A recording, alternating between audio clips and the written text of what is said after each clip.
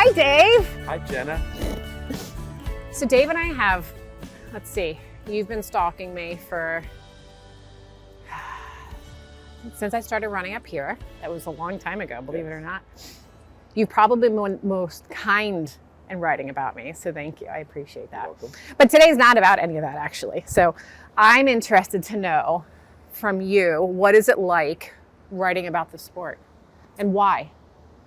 Why? Well, Why write about horses? Well, writing about the sport for the audience I write about is a little bit different than writing for a sport about if I was a mainstream guy, because mainstream you sort of have to take into account your audience. Feelings.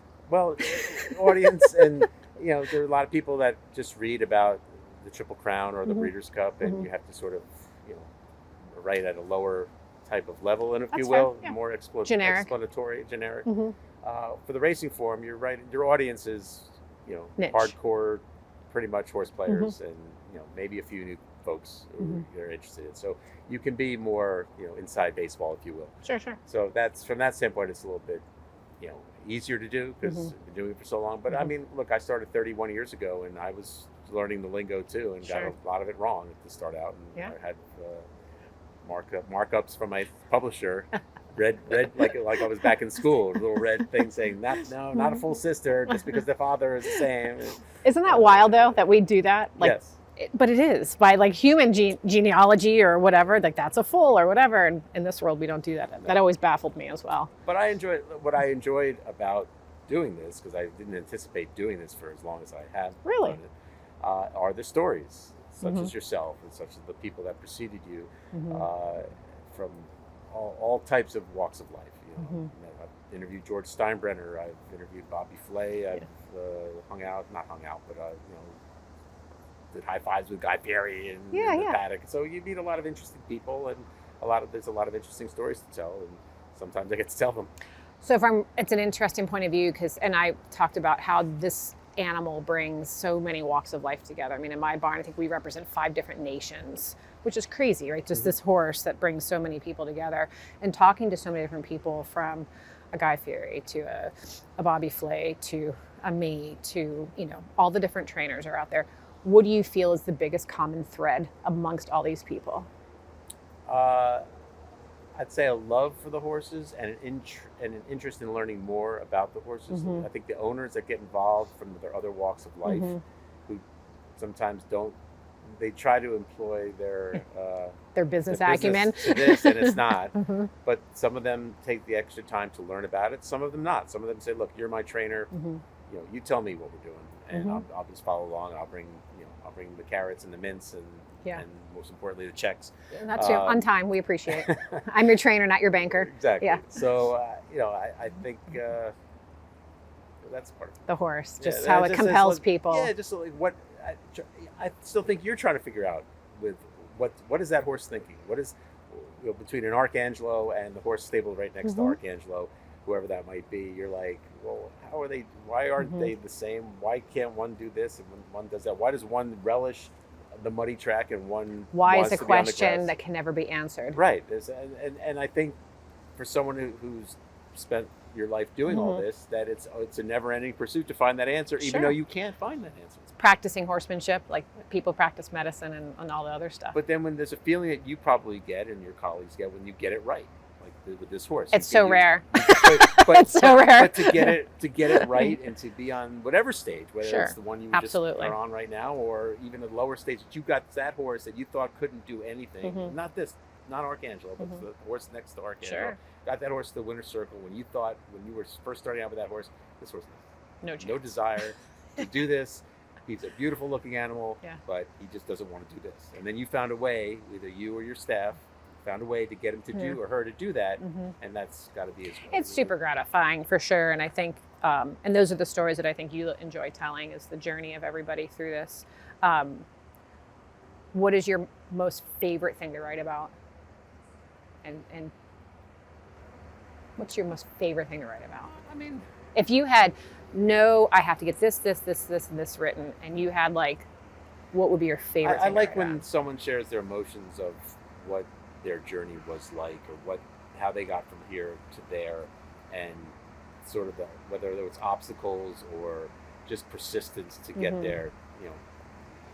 For example, in your case, you've been doing this a long time, and this is first time that on this stage, and that's a pretty cool story. So you could tell me, some people often ask, well, who's the second best horse Jena Antonucci trained? And I don't know who that was. On results or on? Well, that's the thing. Exactly. See, there's a difference. Yeah. There's someone, I could look up who the stakes winners are that you've had, but that might not be the second best horse you trained. There might be another horse that you trained that you got to a certain level and the horse either got hurt or whatever, or you decided this isn't what this horse wants to do. And that would be, that's probably a story I'll have to tell next week. Tell me who the second best story is. So are you telling me to think about it? Yes. Okay. So we're not totally flipping the script. We are flipping the script because this is all about you. Because here is my point of view on this: is you guys tell and have such an amazing perspective on our industry and on these horses. This is it.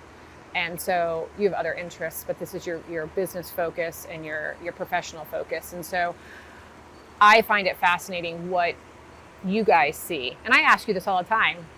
Hey, because you have a completely unique point of view. You're not in the barn.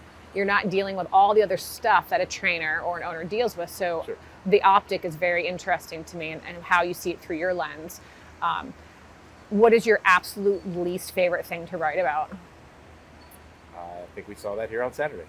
Why? Just because I know that these things happen, but trying to relate that to someone who doesn't understand why these things happen, it's an impossible test. Just like it's just an impossible journey. I find it to be an impossible task to say why horses get hurt and why they have to be. Do you feel it's impossible because you feel you're going to fall short? Do you feel it's impossible because no matter what you say, it's going to be manipulated? What is the reasoning of why you feel it's impossible? Because I don't think anyone knows the answers. Isn't that okay? It's okay for us because we've seen it. It's not okay to try and relate that to someone who hasn't been around it as much. And however many thousands of people were here or watching on a national stage, and this horse was being built up as something pretty special. They could relate to the owner, like seeing coach a football team. They could relate to the trainer because a lot of people know somebody who dealt with or had it themselves cancer. What a great story this was going to be. They can't relate to why that horse, who was 3 in front with 10 yards to go, breaks down. I don't know how to explain that to someone because I don't really understand it myself. Can it just simply be sometimes really crappy things happen to good people? No, it's not good enough. That's not a good enough answer to relate that to however many people were watching that. In theory, yes, Jen, it sounds like it's a good answer. In reality, no, because it's not good enough. It leaves me hungry to try and say that. And I know that might be the only thing I can come up with. But I can't, I wouldn't supply that answer because it doesn't feel like a good answer. I don't have the answer to the question, so I'd rather leave it blank and then make a guess. And that's fair. Do you feel there's no right or wrong answer? And I have opinions. We all have opinions.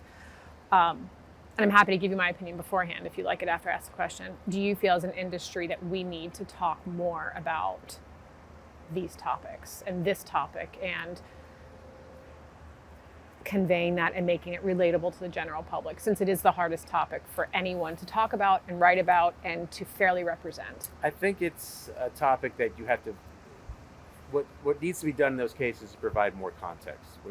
When a horse breaks down, that's one of how many horses broke down in versus compared to how many horses ran and how many horses trained. There was, without having the final number on Sunday, there were 409 horses that put in timed workouts yesterday, and that doesn't count the turf. That doesn't count the turf course. That's an anomaly. That doesn't happen every week or every day. It doesn't happen every day.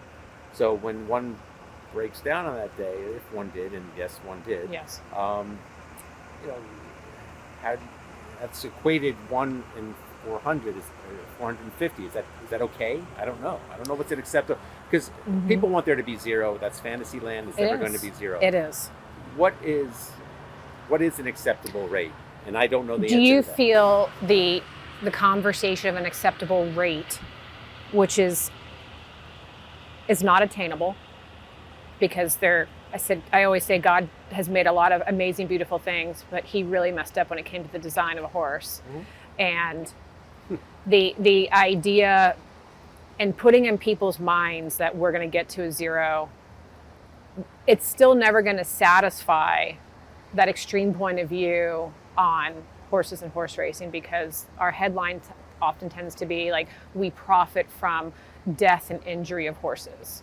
And it's something that makes my skin crawl personally, because to sit here and tell me that all of these humans that do this industry, from racing all the way through to farms and breeding and rehabs and the next careers of horses, that all of these people are inhumane is just the most, I think, irresponsible word to put on a group of people that have such a passion for the animal and that is trying to put that great stewardship forward. And so I think, and that's where I always wonder, is like, from your point of view and writing about it, we keep trying to push it out there. We keep trying to educate people, and the why. We'll never have the answer because there's not the data to give us the answer. To sit here and say, oh, she found a soft spot in the track. It's just, or this or that. Like the sesamoids on a horse are just the amount of pressure and what they go through in the posing, ligament and tendon, and how, when you start deep diving all that, it's just so much. And so we're going to have bad things happen. And I think us continuing to talk about it, and you do a really good job of educating and pushing out and trying to tell people about all that. There's also, sometimes racing tries to reach an audience that they can't, whose minds are made up, and you're not going to change. Fair point. And there are people out there who have signs out there that show up on whatever days of the week, and you're not changing their mind. Never. Don't. So you have to ignore the noise sometimes. Yes. And you have to sort of, first of all, you have to come up with a message. Okay. And then you have to find a way to relate that message. And then find the audience that will listen to that message. It's not those people. Right. You can't base your decisions and what you do based on those people. They're entitled to their opinion. I'm not saying that they're not entitled to their opinion. 100%. But you're not going to win them over. Sort of like with the whips, right? I don't know of anyone who's against whips who's going to eventually, if you took the whip away, who's eventually going to become a customer of racing or a fan of racing. Sure. I don't think that exists. Sure. They don't want the whips. They just want you to stop using the whips. But it's not going to impact them. Those people will not impact your business. Correct. This is a business. It is a business. And you just have to find the right way. You have to find your customers, know who your customers are, treat them with respect, make decisions that show them that you're treating them with respect. It's great points. And also, if you treat everyone tries to come up with this whole, how do we get a new fan base? You know what? Take your existing fan base and treat them right. They'll bring the people. Cultivate it. They'll give them an 8-seat tickets for 8 to come to your track, whether it's in the box seats or these seats or the restaurants. They'll bring them, and if they have a good day, a good experience, they'll come back. Giving a T-shirt or a cooler or a rain slicker is not going to do it. It's a nice DRF rain slicker, by the way. Thank you. You're welcome. 3 of your favorite horses of all time. Holy Bull. Wow, no hesitation. That was Holy strong. Bull. Big send there. Yeah. Rachel. I like these speed horses that just say, "Come get me," and then bring it. And then I'm gonna leave you. And extra heat. They're all kind of the same. Interesting. Kind of the same. I'm faster than you. I don't care who you are. Extra heat, and man. I'm I mean, sitting where we're sitting, and I can remember Holy Bull shredding off. Comanche Trail was the rabbit for Tabasco Cat, and that didn't work for them. And then here comes Concern. And Holy Bull still wins. And I also remember he was stabled in the near the receiving barn there, and Jimmy Kroll had him out grazing. And Dwayne Lucas came over, after whatever time this was after the race, and he shook his hand and said congratulations. And I thought that was a pretty classy move. Yeah. And there are a lot of classy people here. So let's fast forward 30 some odd years, and Brendan Walsh brings over the wreath of carnations. Never a doubt that was going to happen. before the test and lays it on the webbing of Maple Leaf Mel. That was really classy. So there are a lot of good people, a lot of classy people in this game, a lot of people who try very hard to do it right, and the care for the animal is something that we try to push as a narrative that it's true. It's not a story. It's an actual. It is the truth. It's the What's truth. the favorite story you've ever written? Somebody asked me that, something like what's my favorite line I ever wrote. It's like asking me what my favorite horse is. Yeah. You're welcome. I don't know if I asked See you to flip the that, script. but I don't ask you that question. You I never asked too. you who your favorite horse Yes, is. you have. We were at Belmont outside the barn, and you asked me that, and I said that's like they asked me to pick a kid. I said I wouldn't do it. Oh, okay. I wrote a story about rags to riches before the Belmont.